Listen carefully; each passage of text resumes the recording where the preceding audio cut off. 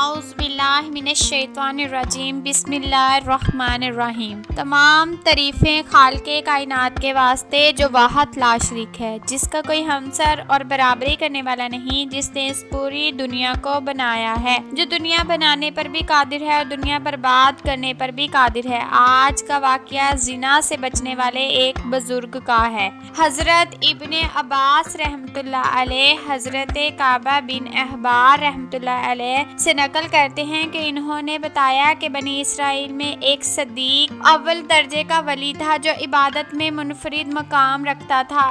یہ ایک عرصے تک اپنی خانقاہ میں عبادت کرتا رہا۔ اس کے پاس روزانہ صبح و شام بادشاہ وقت حاضری دیتا تھا اور اس سے پوچھا کرتا تھا کہ اس کی کوئی ضرورت ہے تو وہ جواب دیتا، اللہ میری ضرورت کو خوب جانتا ہے۔ اللہ تعالیٰ نے اس عابد کی خانقاہ پر انگور کی ایک بیل اگا دی تھی جو ہر روز ایک انگور اٹھاتی، یعنی ایک انگور لگتا تھا۔ اس عابد کو پیاس لگتی تو وہ اپنا ہاتھ آگے بڑھاتا تو پانی ابل پڑتا تھا اور یہ اس پانی کو پی کر پیاس بجھا لیتا تھا۔ اس طرح ایک طویل عرصہ گزر گیا۔ ایک مرتبہ اس عابد کے پاس مغرب کے وقت ایک عورت گزری جو نہایت حسین و جمیل تھی۔ اس عورت نے پکار کر کہا کہ اے اللہ کے بندے، تو اس بزرگ عابد نے کہا لبیک۔ یہ سن کر وہ عورت کہنے لگی، کیا تمہیں تمہارا رب دیکھ رہا ہے؟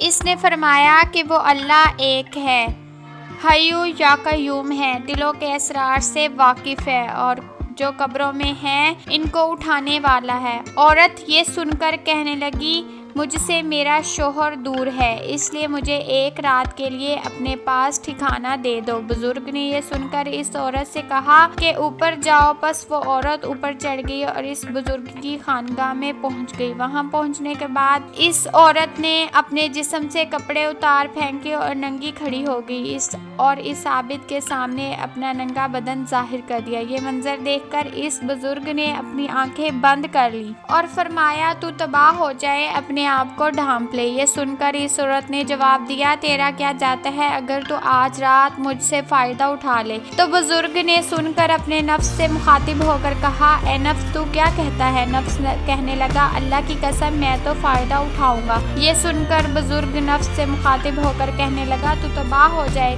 کیا خندق کے دوزخ کے کپڑے مانگتا ہے، آگ کے پھاٹ مانگتا ہے، میری عرصے کی عبادت ضائع کرنا چاہتا ہے؟ پھر کہنے لگے، ہر زانی کی بخشش نہیں اور اس کا عذاب مٹنے کو نہیں۔ میں ڈرتا ہوں کہ اللہ تعالیٰ تجھ پر ایسا ناراض ہو کہ پھر کبھی راضی نہ ہو۔ لیکن اس بزرگ کے نفس نے اس عورت کے متعلق خوب بہکایا۔ تو بزرگ نے نفس سے مخاطب ہو کر کہا، میں تیرے سامنے دنیا کی چھوٹی آگ پیش کرتا ہوں، اگر تو اس کو برداشت کر گیا تو اس رات اس لڑکی سے نفع حاصل کر لوں گا۔ حضرت کعبہ بن احبار رحمۃ اللہ فرماتے ہیں کہ اس بزرگ نے یہ کہنے کے بعد دیے کو تیل سے بھر دیا اور بتی کو موٹا کر دیا۔ اس منظر کو وہ عورت دیکھ رہی تھی اور اس بزرگ کی اپنے نفس سے گفتگو بھی سن رہی تھی۔ پھر اس بزرگ نے چراغ کو جلانے کے بعد اپنا ہاتھ اس جلتی بتی پر رکھ دیا۔ یہ بتی جل رہی تھی لیکن اس بزرگ کے ہاتھوں کو نہیں جلاتی تھی۔ دیکھ کر بزرگ چیخ کر کہنے لگے، تجھے کیا ہے، جلاتی کیوں نہیں؟ تو وہ بتی اس کا انگوٹھا کھا گئی، یعنی ان کا انگوٹھا جل گیا، پھر اس کا ہاتھ کھا گئی۔ یہ منظر دیکھ کر اس عورت نے زوردار چیخ ماری اور دنیا سے کوچ کر گئی۔ پھر اس بزرگ نے اس عورت کے جسم کو اس کے کپڑوں سے ڈھانپ دیا۔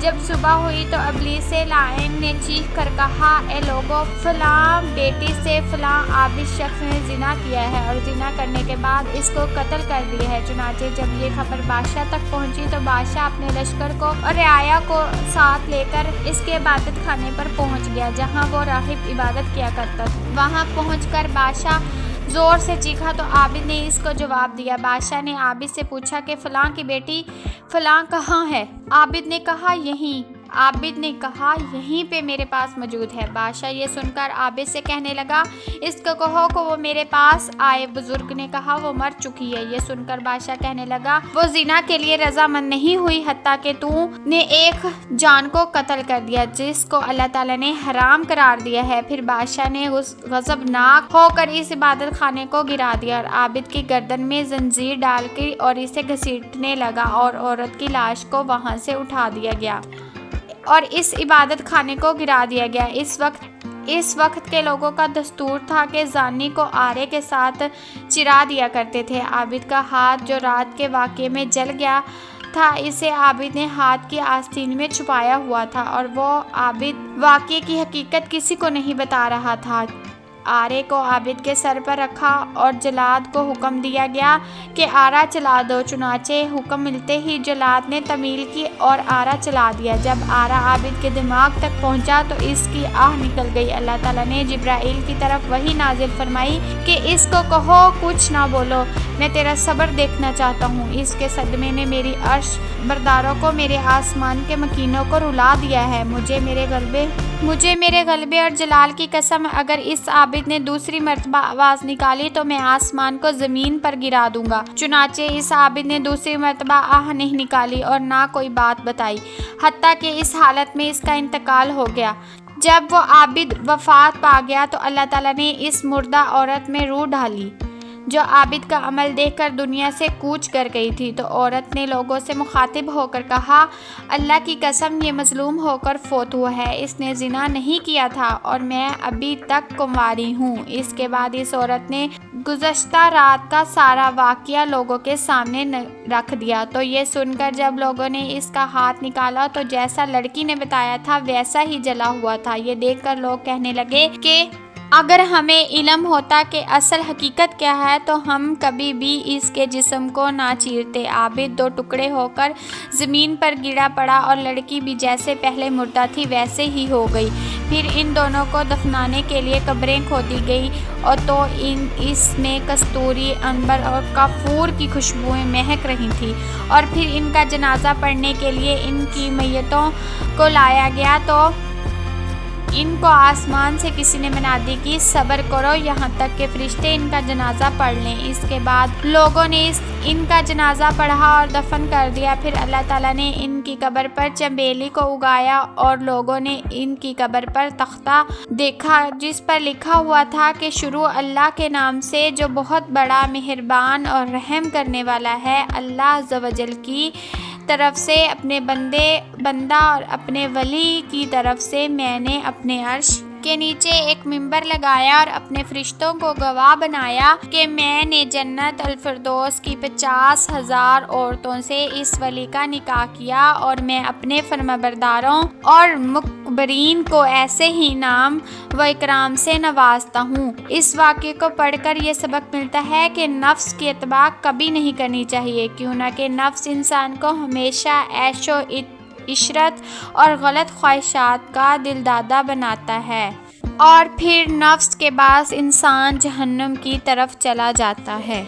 دوستو، آپ اس واقعے سے اندازہ لگا سکتے ہیں کہ زنا پہلی امتوں میں کتنا گنہگار عمل سمجھا جاتا تھا اور اس کی سزا ان لوگوں نے کتنی سخت رکھی تھی، اور اس عابد نے اپنے جسم کو اتنی شدت تکلیف میں مبتلا کیا لیکن جہنم کے خوف کی وجہ سے زنا کی طرف نہیں گیا۔